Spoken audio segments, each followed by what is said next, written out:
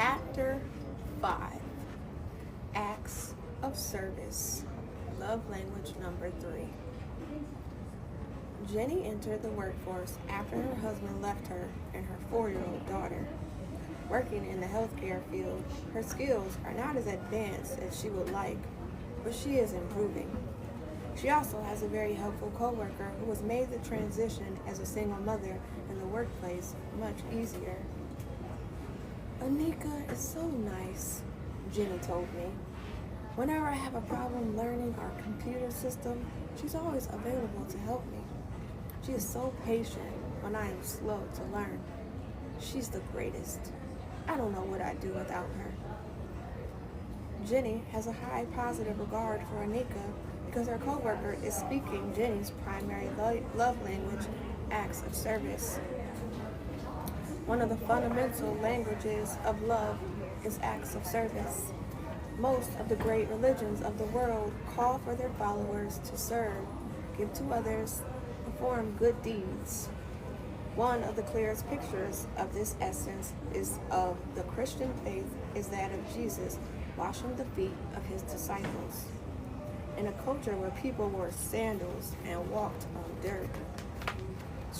dirt streets, it was customary for the servant of the household to wash the generally gross and grimy feet of their guests as they arrived. Jesus, who had instructed his disciples to love one another, gave them an example of how to express that love when he took a basin and a towel and proceeded to wash their feet. After that simple expression of love, he encouraged his disciples to follow his example. Earlier in his life, Jesus had indicated that in his kingdom, those who would be great would be servants. In most societies, those who are great lord over who are small. And Jesus said that those who are great would serve others. The Apostle Paul summarizes that philosophy when he said, "Serve one another humbly in love." In our self-centered society, the idea of service may seem anarchist, but the life of service to others has always been recognized as a life worthy of emulation. In every vocation, those who truly excel have a genuine desire to serve others. The most notable physicians in their vocation is a calling to serve the sick and diseased. Truly great political leaders see themselves as public servants. The greatest of all educators see students as individuals and gain their greatest rewards from seeing students reach their potential and developing their talents and interests. Service to others is our greatest aspiration. Serving in freedom, not fear. In some families, service is forced on another and becomes something that sparks bitterness and resentment. Listen to the emotional pain of a divorced single. I served him for 20 years. I have waited on him hand and foot while he ignored me, mistreated me, and humiliated me in front of my friends and family. I don't hate him, but I can't live with him anymore. That wife has performed acts of service for 20 years, but they had not been expressions of love. They were done out of fear, guilt, and resentment. A doormat is an inanimate object. You can wipe your feet on it, step on it, kick it around, or do whatever you like with it. It has no will of its own. It can be your servant, but not your lover. Manipulation by guilt, if you loved me, you would do this for me, is not the language of love. Coercion by fear, you will do this or you will be sorry, has no place in love. Love says, I love you too much to let you treat me this way. It's not good for you or me. Love refuses to be manipulated. On the other hand, true love often finds its expression in acts of service. It is service freely given, not out of fear, but out of choice. It comes out of the personal discovery that it is more blessed to give than to receive. All of us have certain abilities and skills. These can be used to express love. This is how Aniqua used her technological expertise to express love to Jenny. The many acts of service. Of course, acts of service do not require highly technical skills.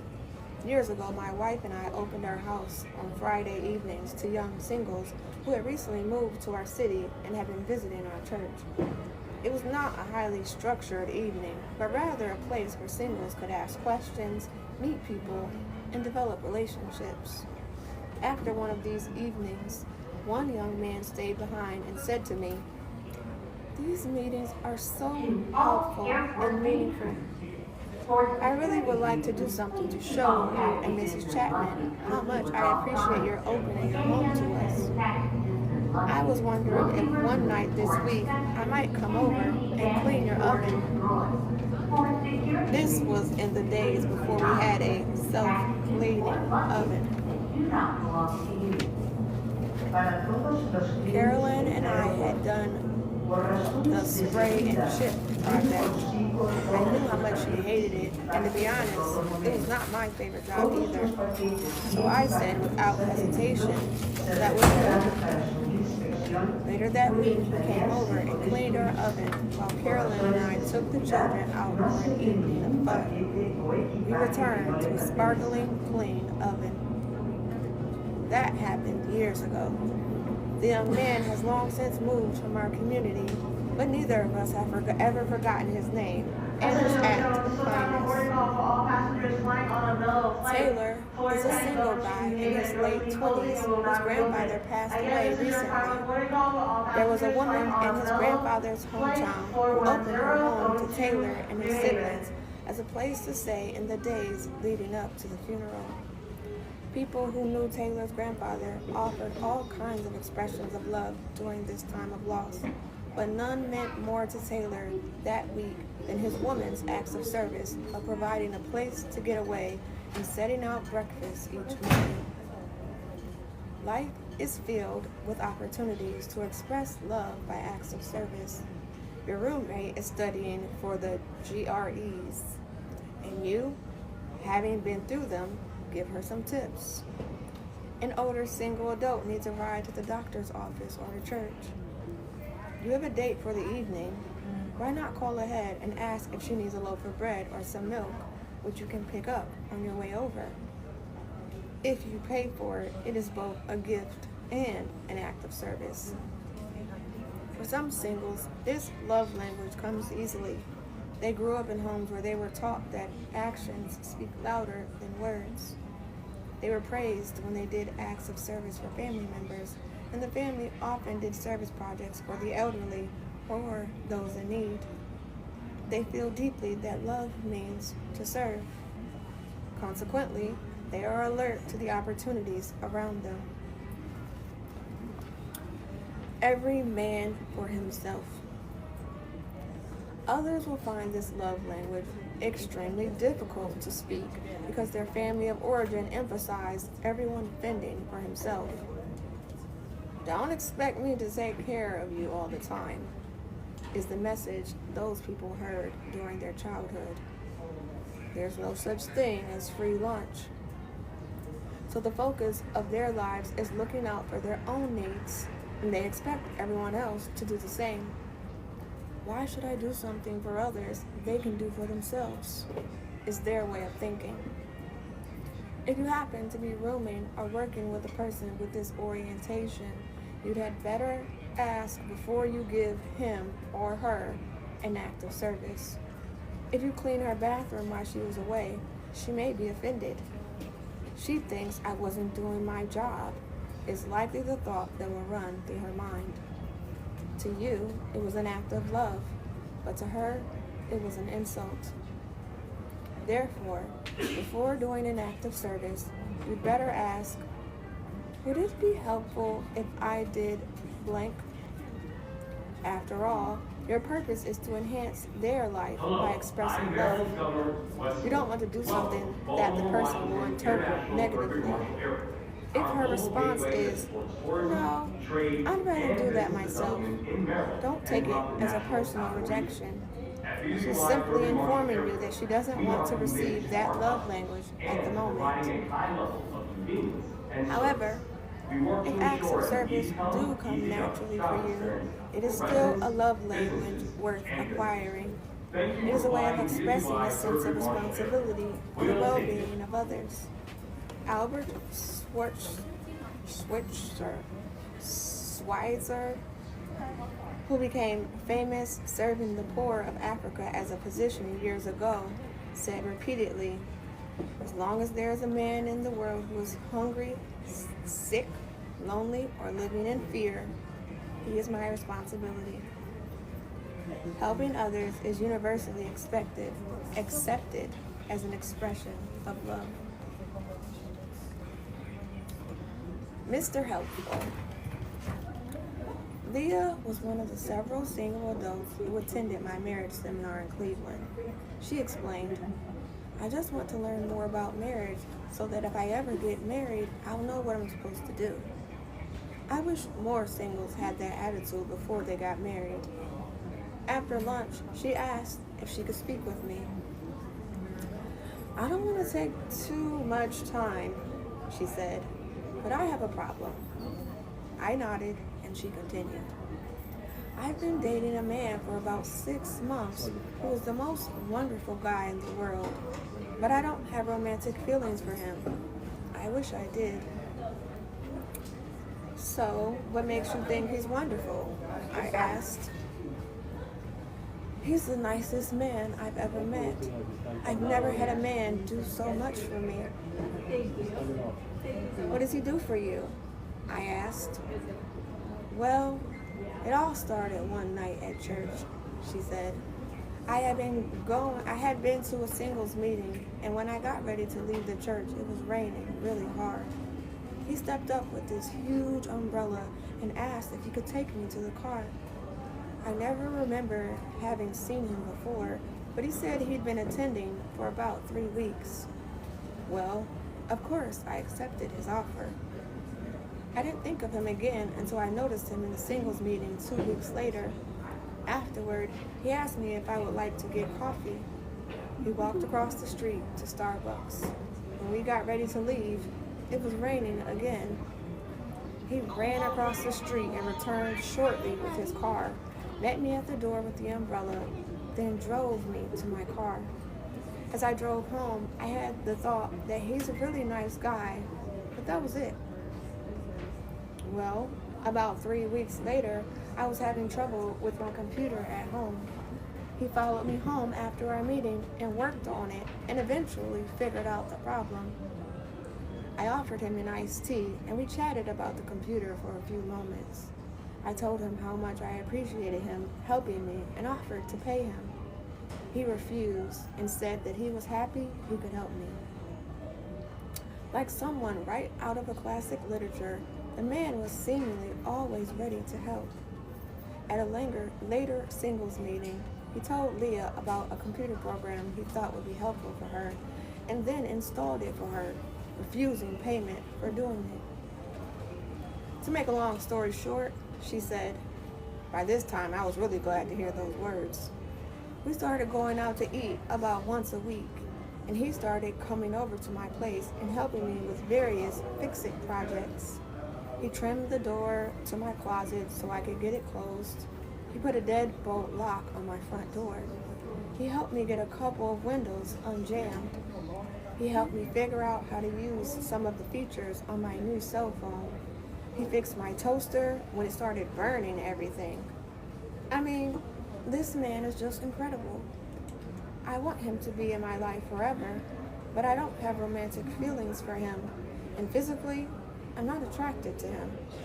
I don't think I should marry him, but I really like having him around. Do you think he has romantic feelings for you? I asked. I don't know, she said. We've never talked about it. It's just like a really good friendship. But I want to date other people, not anyone in particular.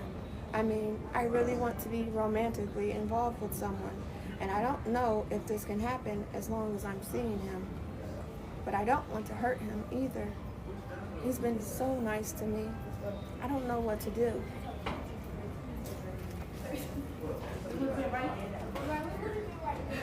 Dad always fixed it. I had the feeling that Riah was asking for the wisdom of Solomon. Since I was not Solomon, I continued asking questions. I'm going to change the subject for a moment, okay? She nodded, and I continued. When you were growing up, was your father a handyman around the house? Oh, yes. He did all the paintings, all the repairs. If anything went wrong, Daddy could fix it. In fact, he fixed things for the whole neighborhood. When I got my first car as a teenager, it seemed like every week something went wrong, but Daddy always fixed it. When I went to college, there was some problem with the electrical system in my dorm room. I tried to get the maintenance people to fix it, but when they didn't respond, eventually Dad came and fixed it. How would you describe your relationship with your father? I asked. Dad and I were always close. I am blessed to have had a dad who really loved me. How do you know he loved you? I asked. Well, like I said, all the things he did for me. He was always there when I needed him. I was beginning to make some connections and asked if she saw similarities between her dad and her friend. Yes, now that you mention it, I do, she said. Mark is doing all the things that Dad used to do. He's a good man, just like my dad. But I don't want to marry my dad. I think I can explain what's going on, I said. Do you remember the lecture I gave before lunch on the 5 love languages? She did. Well, my guess is that your primary love language is acts of service. You felt loved by your father because he spoke your love language. And you feel loved by Mark because he's also speaking your primary love language. But what about the romantic feelings? Riah interrupted. I'm coming to that. But first of all, I want you to understand why you feel so close to Mark, why you value his friendship, and why you think he's such a wonderful person. When someone speaks our primary love language, we are drawn to them emotionally. We have high positive regard for them. We want to do something that will enhance their lives and reciprocate their love to us. That is likely why you started dating Mark. His acts of kindness to you stimulated a desire in you to do something kind for him. So, even though you feel no romantic feelings for him and were not attracted to him physically, it still seemed the natural thing to do. Now you have developed a loving, kind friendship, and you don't want to hurt Mark, yet you want to have a romantic relationship with someone else. So, you are caught in the middle. What to do about Mark? Riah agreed. But what am I going to do? Well, I can't tell you what to do, but I can share some ideas that might help you decide what you ought to do. First, you must speak the truth to yourself. You are speaking it to me today, but you've got to be honest with yourself. The truth is, you have a friendship that is very meaningful to you because Mark is speaking your primary love language. But this is not a romantic relationship that might lead to marriage. Consequently, there is a real possibility that if and when you develop a romantic relationship with someone else, this friendship will certainly diminish and perhaps cease to exist. Riah nodded. The second idea is to find out what is going on inside Mark's head. What does he feel about his relationship with you? Does he have romantic feelings for you? You can't possibly make a wise decision without having this information. Riah was jotting down my thoughts. You can say something like, Mark, I've been thinking about our friendship, and I'm feeling the need to find out if we are on the same page. So I'm going to be vulnerable and share with you how I view our relationship.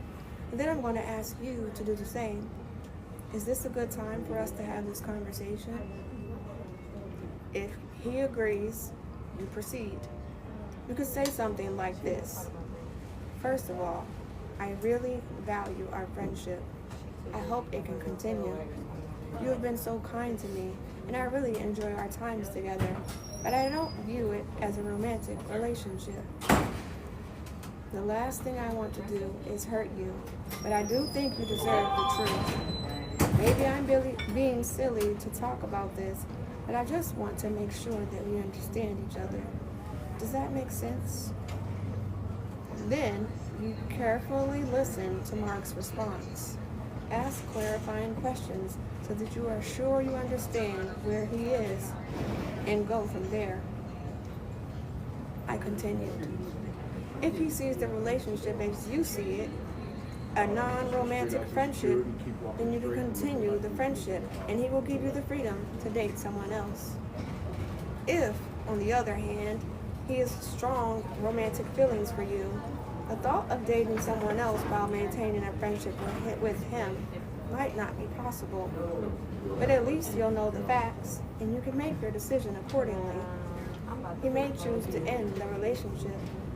Or, if he has romantic feelings for you and realizes that you don't have anyone in particular that you want to date at the moment, he may ask to continue the relationship until you meet someone that you'd like to date. If he does not have romantic feelings for you, then he may be happy for you to date someone else while remaining a friend of his, as long as that does not interfere with your new relationship. It was almost time for my next seminar. Afterward, Leah thanked me again. I nodded and said, I only have one further comment. I hope that the person with whom you develop a romantic relationship and whom you will eventually marry speaks the love language of acts of service. If he does, it will make life a lot easier for him. If he doesn't, I hope you will teach him to speak it before you get married, and that he will understand why it is so important. Oh, I'm going to bring him on one of your seminars. I'll get him fixed up before we get married, she said, laughing as she walked away. Leah knew that when we learn to speak each other's love language early in our relationships, we are able to keep each other's love tank full. Things to think about. Number 1. Did your father speak the love language, acts of service, similar to Leah's father? What about your mother? Number 2. How freely do you express acts of service to others? Number 3. What acts of service have you done for your parents in the last 3 months? Number 4. What acts of service have you shown toward a friend or someone with whom you have a dating relationship? Number 5. What acts of service have others done for you recently? Number 6. On a scale of 0 to 10, how much do you feel when people express acts of service to you? And number 7.